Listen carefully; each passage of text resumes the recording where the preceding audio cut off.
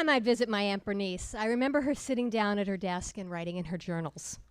She'd been doing this every night since 1937, when she was 15 years old. She said that the day never really felt complete until she wrote down her thoughts about it. Sometimes she'd read me excerpts of past decades, ones where her now gray afro was smooth and jet black, or when she wore her hair in victory rolls, like so many of the girls in the 1940s. Bernice knew how to live, and as such, planned to spend all of her money before she died. She'd leave behind her paintings, a condo in Miami, and many, many stories. For me, those stories would be passed down in the form of 75 years of her diaries. Bernice's son, Carl, however, had different plans. After Aunt Bernice died, he dumped the diaries into the incinerator, located in the basement of Bernice's condo, where I had often tossed garbage bags filled with empty mayonnaise jars and Weight Watchers snack wrappers. Now there is so much I'll never know. Here's what I can tell you about my Aunt Bernice. She died at 90, shortly after consuming her ritual midnight snack. This time, it was half a ribeye steak and mashed potatoes. Leftovers from earlier that evening, from dinner at Smith & Wollensky. Carl told me that when he came to her house the next day for breakfast, Bernice had already passed away. The leftovers from her last meal were missing from the fridge. A single plate, as well as a fork and knife, were rinsed and set in the dishwasher. In the last decade of her life, Bernice religiously took home leftovers from dinner. And in her thick New York accent, she explained, "I like a little nosh when I wake up in the middle of the nights." It warmed my heart to know that she left this world with a full stomach. And if she managed to rinse off her plate and silverware and place it in the dishwasher and then tuck herself into bed, I know her death was peaceful. Carl also mentioned that Bernice had a beer with that last meal, so at least she went out with a little bit of a buzz. My Aunt Bernice had been an unusual hospice patient, claiming that the doctors had it all wrong. "End-of-life heart disease," she scoffed. "These doctors are lunatics. I feel marvelous."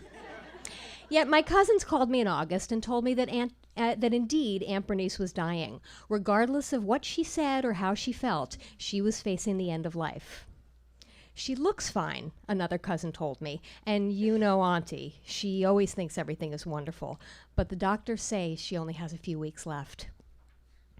My cousins had just returned from visiting Aunt Bernice and said she could still wrap her fleshy arms around them for hugs that smelled like too much of her signature scent, Elizabeth Taylor's White Diamonds. And she still put on lipstick on most days, so when she kissed their faces, enthusiastically and generously, they'd be stamped in deep red. Despite how it looked, though, this was the end. The stylish contemporary furniture in her condo had been replaced earlier by hospital equipment, and Aunt Bernice was receiving in-home hospice care. So my cousins warned me that if I wanted to see my Aunt Bernice one last time, I'd better get myself to Florida right away. I dialed my aunt immediately. She was always more like a grandmother than an aunt to me. My own grandmothers both died when I was 14 years old, and Bernice was a perfect stand-in. She was my father's older sister by 14 years, always chipper, completely devoid of anxiety, and unable to find fault with anybody. When she was 80 years old, she was mugged, punched right in the face while in the parking lot of a supermarket in Miami. And when the police asked her for a description of the woman who had assaulted her, she said, "Well, let's see. She had a very elegant hat." When I called Aunt Bernice to tell her that I'd like to visit, she assured me, "I'm in good hospice, not dying hospice."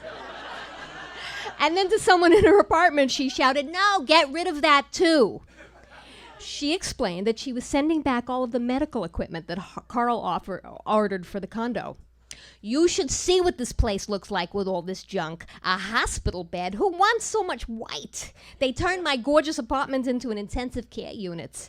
Bernice told me. I want that out too. I want it all gone.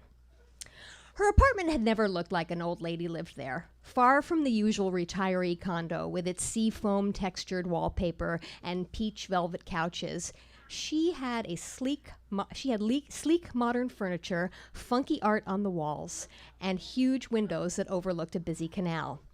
There was a 5-foot metal and gemstone original Salvador Dali sculpture sitting where one of her neighbors might put their Medicare issue Lazy Boy recliner. So I flew to Miami on a red eye a few nights later, and I arrived at her apartment at 6 a.m. to find her eating Ben and Jerry's ice cream. That's true. Incredulous, I asked her if she thought this was a good idea. You have end-of-life heart failure, I reminded her. She shrugged and said, "So now I should start with the kale?"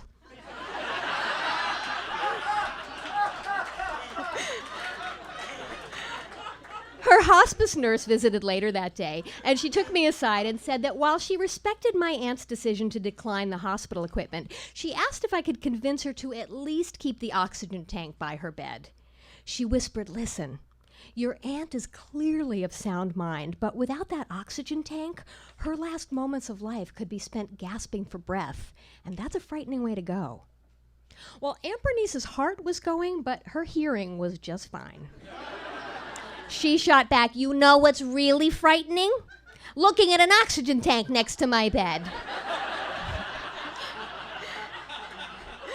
Seeing that I was alarmed, she held my face with her perfectly manicured hand and petted my chin like it was a favorite kitten.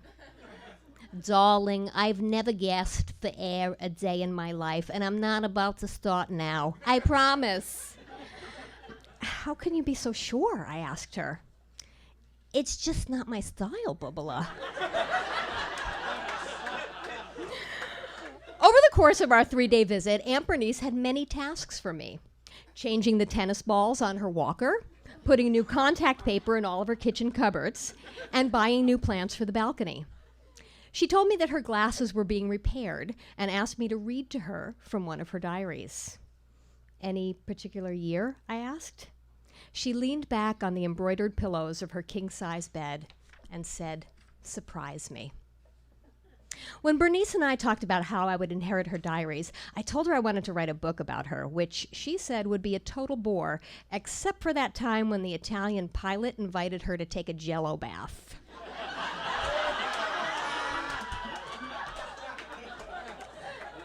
I don't know. Maybe I should have done it, but what would we do in all that Jell-O? It just seems so exotic and messy, she said, waving her hand. I could not wait to read every page of her diaries.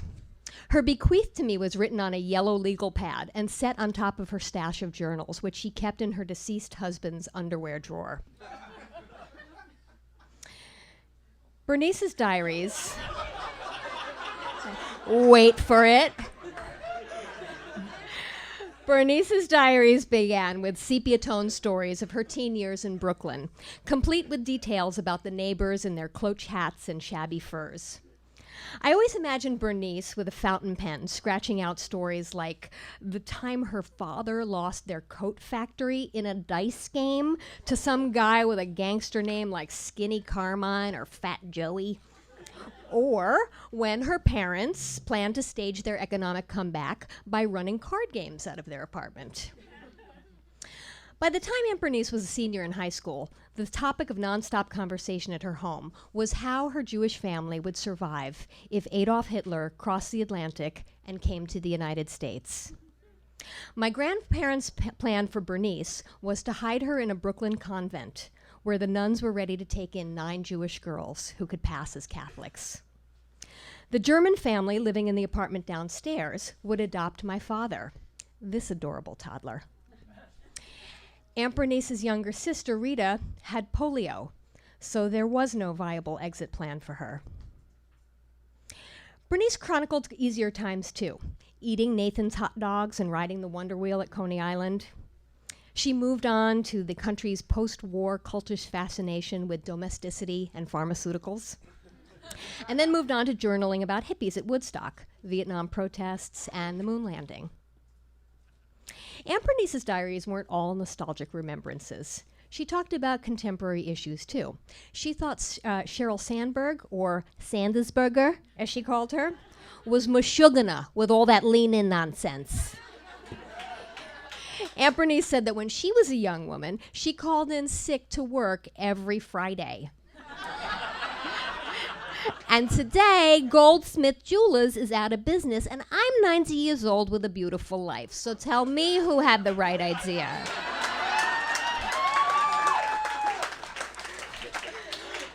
When I learned Bernice had died, I took some comfort knowing that I would revisit her familiar stories and gain deeper perspective on her life through her diaries.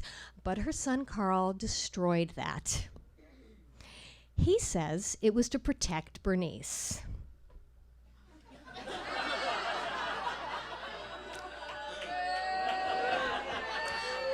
From what? I asked. He said not all of her memories were happy ones. Was there something in those diaries about him or his father? What could have possibly have been in those diaries that would cause him to haul off a lifetime of his mother's writing and dump it into an incinerator? Whose memories are all happy anyway? That was precisely why Aunt Bernice's writings held such meaning for me and would have been so precious. Like all of us, her life was filled with emotional complexity and conflicting desire. Yet she always managed to experience the profound joy and goodness in the world. Bernice wasn't a person with dark secrets. She was a wise old woman from whom I could have learned a lot. Losing Aunt Bernice was hard, but not tragic, because she lived a full and long life. In fact, when I expressed sadness over her impending death, she'd say, "I'm 90 years old. Where do you see this going?"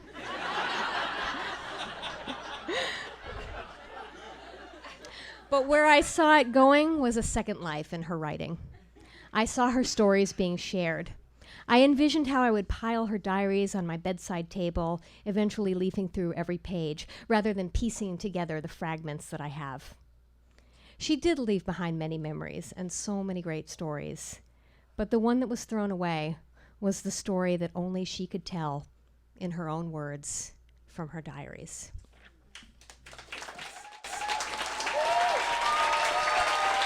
VAMP first-timer, Jennifer Coburn.